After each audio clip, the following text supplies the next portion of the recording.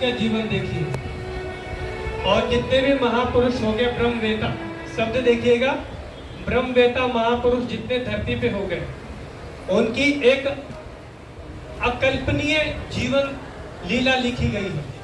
आप लोगों ने पढ़ा होगा, सुना होगा पूज्य गुरुदेव के मुख से। ऐसे ही पूज्य बापू जी का अभी जेल जाने से पूर्व का जीवन में एक महत्वपूर्ण जो कड़ी है वो अधूरा था, वो अधूरा था। अब जैसे बापू जी जेल जाकर वापस आएंगे, जैसे पूज्य गुरुदेव जेल जाकर वापस आएंगे, तब बापू जी का वो जीवन जिसे हम श्री आश्रम में पढ़ते हैं, जो कि अभी अधूरा है, जीवनी अभी अधूरी है, श्री आश्रम अभी पूरी नहीं है।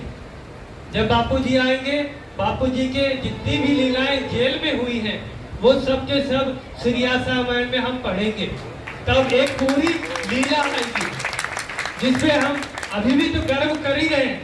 देखिए, बापू जी ने धर्म पे केवल बोला नहीं, धर्म के रूप होकर दिखाया है।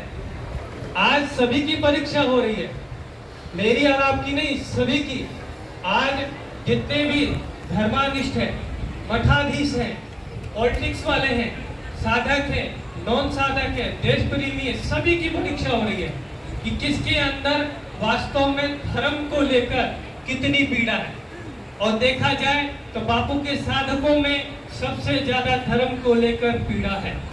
और बापू जी ने ही हमेशा धर्म के लिए कदम उठाया। जैसे शंकराचार्य जी ने, आप लोगों ने देखा था शंकराचार्य जी के ऊपर जिस प्रकार अत्याचार हुआ, बापूजी ने किसी की परवाह न करी, दिल्ली के जंतर मंतर पे बापूजी ने समर्थन करने के लिए खड़े हो गए। अब बापूजी के आते ही सारा जितने पॉलिटिक्स लोग थे, मठाधीश्वर थे, सब के सब आने लगे। पर बापूजी आज साक्षात धर्म रूप, धर्म के विग्रह आज इस अवस्था में, तो वो सबकी परीक्षा ले रहे हैं, आपकी भी और हम सबकी भी, सभी की परीक्षा ले रहे हैं। और इस परीक्षा में हमें सफल होना है, विफल नहीं होना है। विफल कौन होगा? वही होगा जो सतत गुरुदेव के द्वारा दी गई निर्देशों का पालन नहीं कर रहा है, सत्संग नहीं सुन रहा है, गुरुदेव के जितने दैवी कार्य हैं उन दैवी कार्यों में जुड़ नहीं रहा है।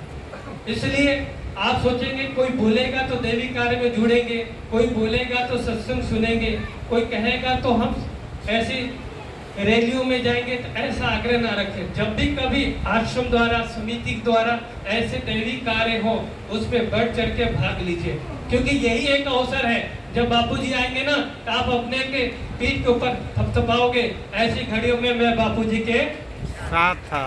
बोलो, मैं बापूजी के साथ था। अब जो नहीं है वो आएंगे जब बापूजी ना, तो मन में खटक रहेगी। क्या रहेगी? खटक रहेगी। अरे उन दिनों में बापूजी के साथ नहीं था। इसलिए आप अपने आप को भाग्यशाली मानो, बापूजी ने इस समय हमारा हाथ पकड़ा हुआ है। और प्रार्थना करो आने वाले अंतिम श्वास तक गुरुदेव हमारा हाथ पकड़ा है। सबको हरिओम। हमारी दिल्ली समिति की तरफ से 200 के आसपास में यहाँ पर आए हैं साधक गुरु भक्त। आगे जितने भी रैली धरना प्रदर्शन होगा उसमें दिल्ली समिति के द्वारा बढ़ चढ़ के साधक गुरु भक्त आते रहेंगे। हरिओम।